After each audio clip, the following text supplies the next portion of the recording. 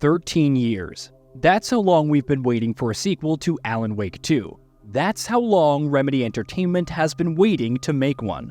And though the road has been an incredibly long and bumpy one, we're finally arriving at the destination. Alan Wake 2 is right around the corner, and everything that Remedy has shown of the long-awaited sequel so far has looked extremely promising. Whether or not the game will end up being worth the interminably long wait remains to be seen, but as we're counting down the days to its launch, here we're going to take a look at all of the key details that you should know about. Story.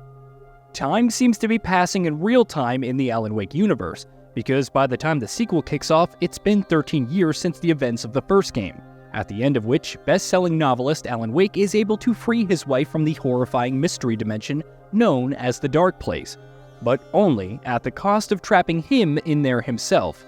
13 years later, he remains missing, but in the Pacific Northwest town of Bright Falls, chaos is stirring up again thanks to a string of ritualistic murders that attracts the attention of the FBI. Survival horror. Alan Wake 2 is set to be Remedy Entertainment's first full-fledged survival horror game. The original Alan Wake obviously featured some horror elements, but by and large, it was an action experience, while the developer also injected plenty of horror vibes in Control. With Alan Wake 2, however, the developer is diving fully into the survival horror genre, taking inspiration from the likes of Resident Evil 2. Alan Wake 2 will put a great deal of emphasis not only on atmosphere and scares, but also on things such as puzzles, exploration, resource management, and ammo conservation. 2 protagonists. Duality is going to be the key theme in Alan Wake 2, and that's going to be primarily represented through the game having 2 playable protagonists, Alan Wake himself and newcomer Saga Anderson, with both of them sharing equal billing in the story and in terms of how much time you'll be spending in their shoes. Saga Anderson. Remedy says it has written Saga as a stand-in for those who will be playing Alan Wake 2 without having played its predecessor, which presumably will be a significant chunk of the game's audience. What exactly is her story, though? Saga is an FBI investigator and profiler who arrives in the town of Bright Falls to look into the aforementioned string of ritual murders. As you might imagine, these murders have plenty to do with what's going on in the Dark Place. Speaking of which, Alan Wake. 13 years after the events of the first game, Alan Wake is still stuck in the Dark Place, and has been constantly hunted and stalked by all manner of nightmarish shadows and beings. Now desperately trying to escape, Alan is attempting to write himself out of prison by trying to influence the Dark Place and the real world by writing a horror story. The horror story is also tied to the murders in Bright Falls, which is how the stories of the game's 2 protagonists are going to converge. Character switching. How exactly is Alan Wake 2 going to handle switching between its 2 characters? Well, rather unconventionally, it must be said. Though unconventional is usually the Remedy way. As the game begins, players will be playing as Saga, but after a certain point, you'll be able to freely switch between the 2 at any time you're at a save point, and you'll be able to do it as little or as often as you want. If you wish, you can switch back and forth between Alan and Saga at every save point, or after every few save points. But if you'd rather play almost to the end of the story of one character and then the other before moving into the game's conclusion, you'll have the freedom to do that as well. Alex Casey. Another key feature that Alan Wake 2 will feature is Alex Casey, a name that fans of the first game will be quite familiar with. Alex Casey is the fictional protagonist of the detective series that Alan has built much of his success as a writer around, and originated as a not-so-subtle tribute by Remedy to Max Payne. In Alan Wake 2, through his writing, Alan managed to manifest Casey into the real world, as well as the Dark Place. Yes, Casey will have a role to play in both Saga and Alan's stories, and will also have different personalities. In the real world with Saga, he'll be a much more grounded character, while in the Dark Place with Alan, he'll be a more exaggerated, hard-boiled detective personality. James McCaffrey, who provided the voiceovers for the Alex Casey novels in the first game and incidentally is also the voice of Max Payne, is returning to voice the character in the sequel, while his likeness is based on writer and creative director Sam Lake himself, who also provided his likeness for Max Payne.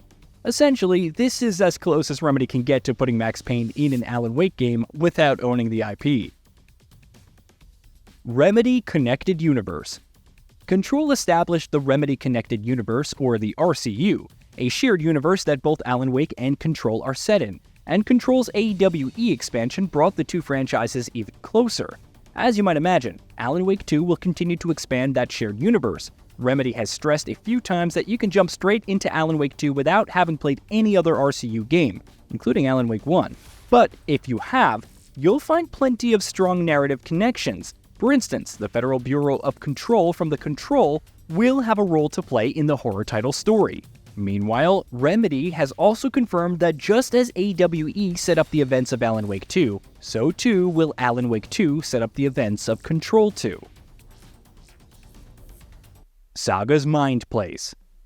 Back to Alan Wake 2's gameplay, one particular unique mechanic the game will feature is being able to dive into Saga's Mind Place, a location in her subconscious that she can walk around in and interact with. More importantly, do some nifty detective work. Using the caseboard, Saga can connect documents and clues together after finding them in the real world, revealing new information and details to her that, in turn, will allow you to progress further in the game.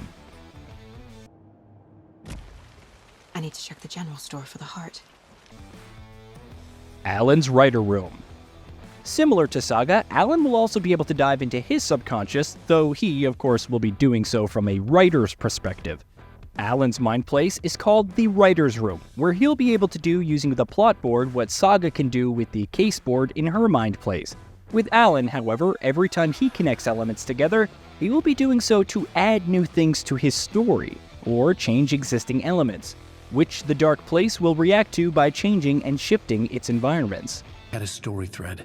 I would put them together, write them into my story to create a path deeper into the Dark Place.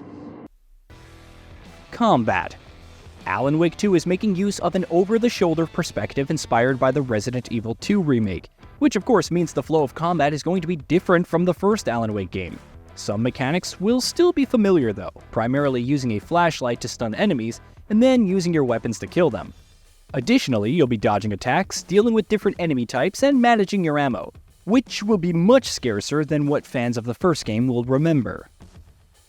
Slower pacing.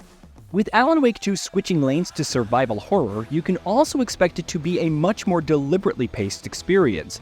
Rather than going from one shooting gallery to the next, the game will often eschew all-out action in favor of slowly building up tension and putting you on the edge with its use of psychological horror. That will include exploring environments, more on this in a bit, solving puzzles, and talking to NPCs, among other things. Remedy has also confirmed that NPCs' conversations will feature dialogue choices. Exploration. Remedy put a great emphasis on exploration in Control than it ever had in any other of its past games, and it looks like Alan Wake 2 is set to continue that trend. In fact, not only will players be encouraged to properly scour environments to look for resources, the game will also feature several open areas that will be able to be freely explored, which will include several locations from the original, like Cauldron Lake, for instance.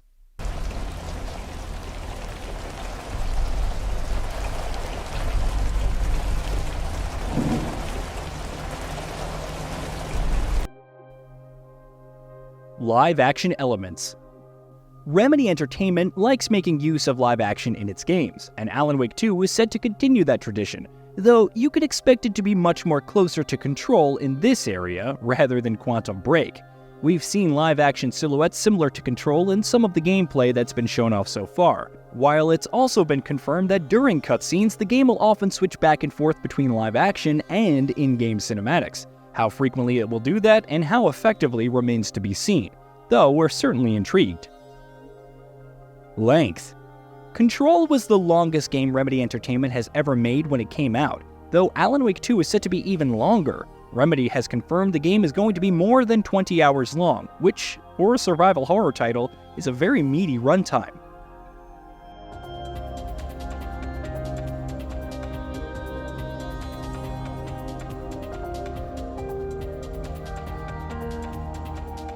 Hey, did you know that we at Gaming Bolt upload new videos every day? Stick around, drop a like, subscribe, and hit that bell, and let us know what kind of content you'd like to see in the future with a comment below.